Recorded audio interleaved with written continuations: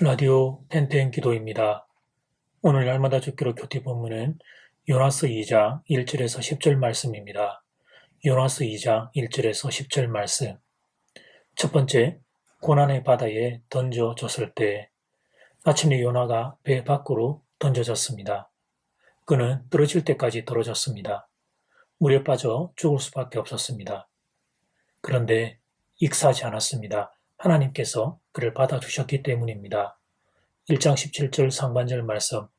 여호와께서 이미 큰 물고기를 예비하사 요나를 삼키게 하셨으므로 하나님이 이미 예비하셨습니다. 요나가 물에 떨어지는 그 순간 큰 물고기가 요나를 삼킬 수 있는 확률은 얼마나 될까요? 이는 우연이 아닌 하나님의 섭리였습니다.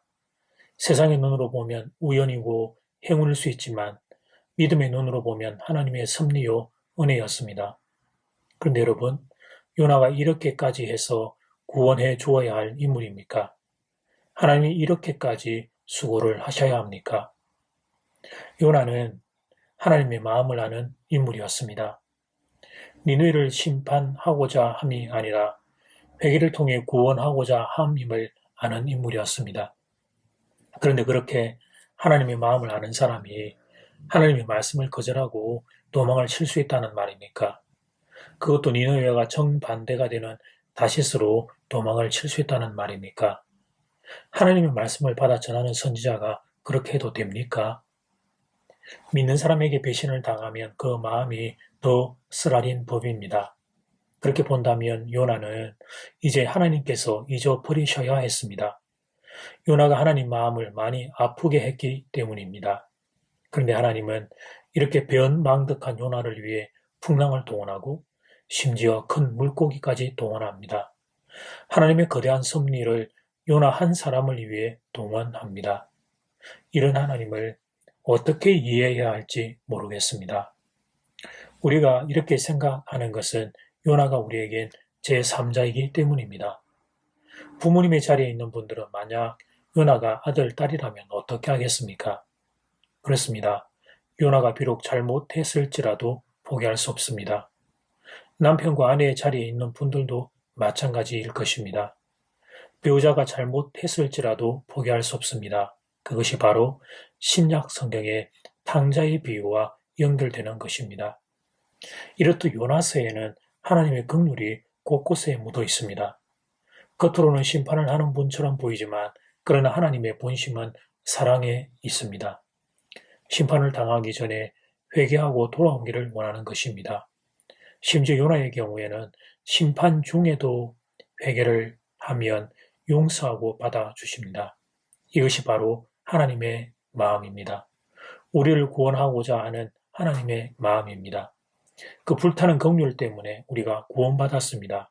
그리고 오늘도 은혜 가운데 살고 있습니다. 사랑하는 여러분, 여러분은 여러분을 향한 하나님의 불타는 긍휼을 알고 계십니까? 두 번째, 그럼에도 기도해야 합니다. 바다에 풍랑이 있는 순간 요나는 알았습니다. 이것은 하나님의 징계라는 것을. 그래서 요나는 선원들에게 풍랑이 부는 것은 자신의 잘못이니 자신을 바다에 던져달라고 부탁합니다. 역시 선지자는 선지자입니다. 끝까지 배에 숨어 있지 않고 자신의 잘못에 대해 책임을 지려는 자세는 하나님이 왜 요나를 선지자로 부르셨는지 알게 되는 대목입니다. 그랬던 요나이기에 물고기 뱃속에 들어가는 순간 직감적으로 알았습니다. 이것은 하나님의 손길이라는 것을 요나는 바로 알았습니다. 그 순간 요나는 하나님께 기도를 드립니다. 2장 1절 말씀, 요나가 물고기 뱃속에서 그의 하나님 여호와께 기도하여. 요나는 사실 바다에 던져질 때 죽을 각오를 했습니다. 하나님의 말씀을 거부한 결과로 결국 죽음을 당하게 된다고 생각했습니다. 그런데 갑자기 큰 물고기가 나타나더니 자신을 삼켰습니다. 그 순간 요나는 한 가지 사실을 직감합니다. 하나님이 내게 한 번 더 기회를 주신다는 깨달음이었습니다. 그래서 요나는 물고기 뱃속에서 기도를 합니다. 하나님께 면목이 없었습니다. 부끄럽기가 그지 없었습니다. 그러나 요나는 하나님께 기도를 합니다. 얼핏 생각하면 죽을 것 같으니까 이제 하나님을 찾나 그렇게 생각할 수도 있습니다. 그러나 어쨌든 그런 상황 가운데 요나가 하나님께 기도를 드립니다. 그런데 하나님은 그런 요나의 기도를 들어주십니다. 2절 말씀 이르되 내가 받는 고난으로 말미암아 여호와께 불러 아뢰었더니 주께서 내게 대답하셨고 내가 서울의 뱃속에서 부르짖었더니 주께서 내 음성을 들으셨나이다. 주께서 내게 대답하셨고 주께서 내 음성을 들으셨다고 요나가 고백합니다. 늦었을 때가 가장 빠를 때라는 속담이 있습니다. 주로 공부하는 학생을 향해 하는 권면입니다. 그런데 신앙의 세계에도 이 속담을 사용할 수 있습니다. 늦었을 때가 가장 빠를 때입니다. 물고기 뱃속이라는 심판의 도중에라도 하나님께 기도해야 합니다.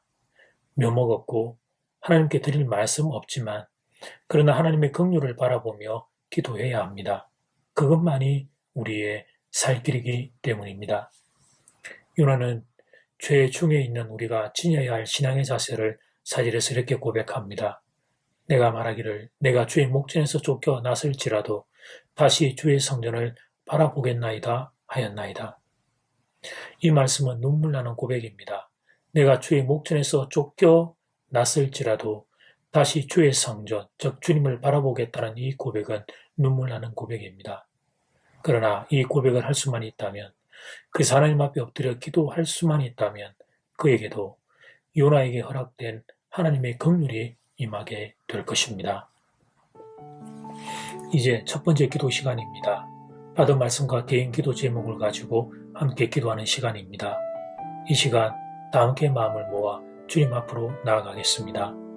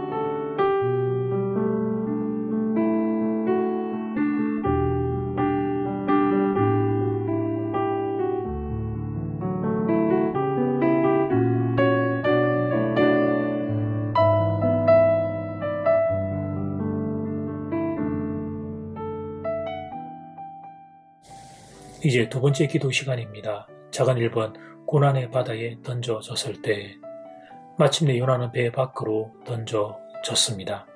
그런데 하나님이 그를 받아주십니다. 이렇듯 요나서에는 하나님의 긍휼이 곳곳에 묻어 있습니다. 겉으로는 심판을 하는 것처럼 보이지만 하나님의 본심은 사랑에 있습니다. 요나의 경우에는 심판 중에도 회개를 하면 용서하고 받아주십니다. 이것이 바로 하나님의 마음입니다.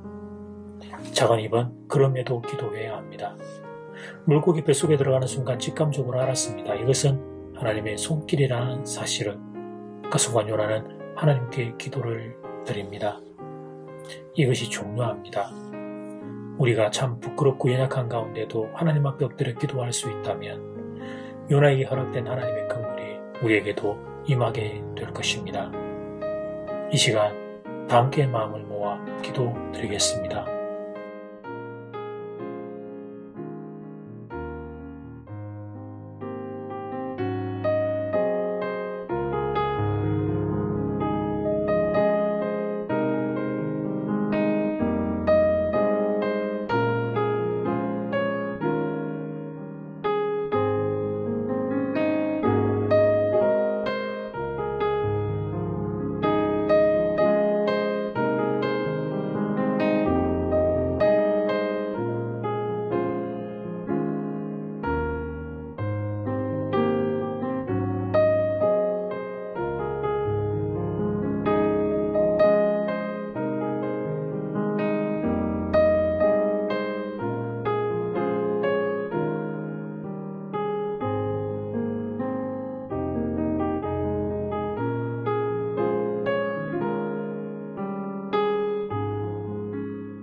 요나가 배 밖으로 던져졌을 때 요나를 불쌍히 여겨 받아주신 하나님이, 요나에게 긍휼을 베푸신 하나님이 우리에게도 긍휼을 베풀어 주실 줄 믿습니다. 고난의 바다에 던져졌을 때 주여 우리에게 긍휼을 베풀어 주시옵소서. 그럼에도 기도하는 인생들 되기를 바랍니다. 물고기 뱃속에 들어가는 순간 하나님의 손길이라는 것을 깨닫고 하나님 앞에 엎드려 기도하는, 면목이 없고 죄송하지만 그런데 그 기도를 들어주셨던 하나님, 그 하나님을 기억하고 하나님을 바라보며 주 앞에 그 긍휼을 구하며 기도하는 우리 모두가 되기를 소원합니다. 주여 우리의 기도를 들어주시옵소서. 주일의 예배에 하나님의 인원을 조정해서 모입니다. 교회에서 예배드리는 분들, 가정에서 영상 예배드리는 모든 분들 위해 하나님의 긍휼을 베풀어 주시옵소서. 그리고 코로나로 인하여 어려움을 겪는 성도들을 불쌍히 여기사 하나님 도와주시옵소서. 예수님 이름으로 기도드립니다. 아멘. 이제는 각자 개인적으로 기도하시면 되겠습니다. 평안한 밤 되십시오.